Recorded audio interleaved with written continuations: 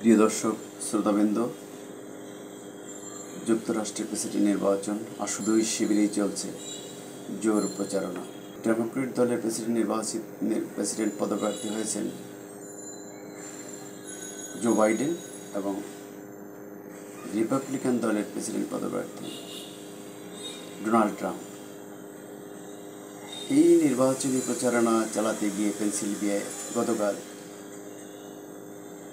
গুলিতে আহত হয়েছেন সাবেক প্রেসিডেন্ট এবং বর্তমান প্রেসিডেন্ট পদপ্রার্থী ডোনাল্ড ট্রাম্প। যুক্তরাষ্ট্রের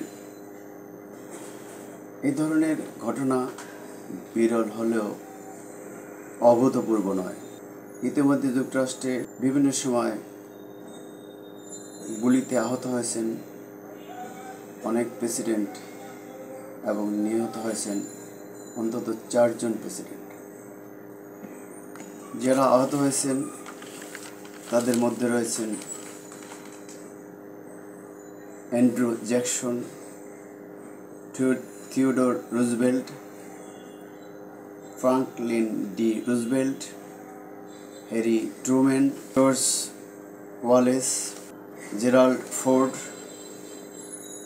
রোনাল্ড রিগান ও Barack Obama.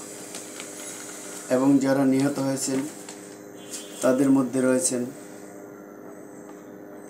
Abraham Lincoln, James Garfield, William McKinley ও জন এফ কেনেডি।